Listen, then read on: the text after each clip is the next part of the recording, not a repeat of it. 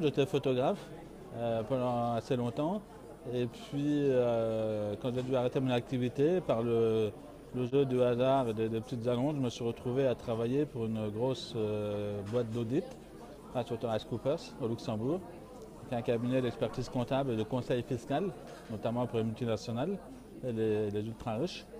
Et je suis resté 9 ans. Et au bout d'un moment, j'ai compris que je participais malgré moi à un système d'évasion fiscale organisé et que je ne peux pas cautionner ça, c'est contraire à mes valeurs, c'est contraire à l'intérêt de mon pays aussi, la France, puisque ça lui coûte 80 milliards d'euros par an. Si on fait un calcul, pour parler plus concrètement, pour que ça parle plus aux gens, 80 milliards, ça fait 2 millions de personnes, charges comprises, qu'on peut payer au SMIC tous les ans.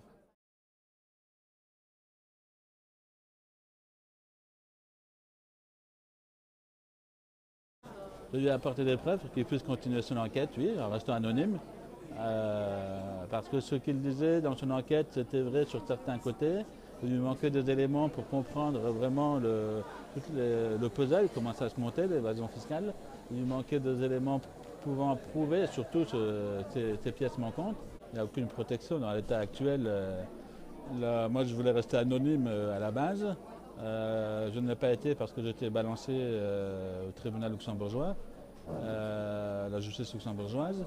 Si j'avais pu rester anonyme, ça me convenait très bien. C'est pour ça que j'avais signé un accord avec mon ex-employeur qui me garantissait l'anonymat en absence de poursuite judiciaire. En échange, j'avais une épée de Damoclès à 10 millions d'euros, la saisie de ma maison au-dessus de la tête. Si je parlais, donc j'avais aucun intérêt et aucune envie de parler. Moi j'avais fait mon travail de lanceur d'alerte, entre guillemets, à ce moment-là, ou de citoyen engagé. La protection n'existe pas parce que même avec la loi Sapin 2, elle n'est pas rétroactive, donc on oublie. Il n'y a aucun organisme actuel qui peut nous aider. Et à partir du moment où votre nom est connu, je pense qu'il ne faut pas rester dans la semi-obscurité. Votre nom est connu, de toute façon, votre vie va changer, elle va prendre une autre voie. Il faut l'accepter et il faut jouer la carte là à fond. Parce que du coup, la médiatisation devient votre meilleure protection, au sens, pour ce qui me concerne en tout cas, au sens s'il m'arrive quelque chose demain, tout le monde saura très vite qui est responsable, d'où vient le coup, d'où vient la balle. Donc il faut jouer cette carte-là à fond.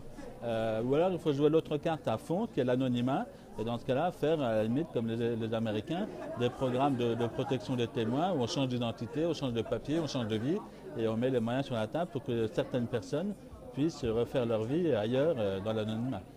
Mais il ne peut pas y avoir de demi-mesure dans ce domaine-là.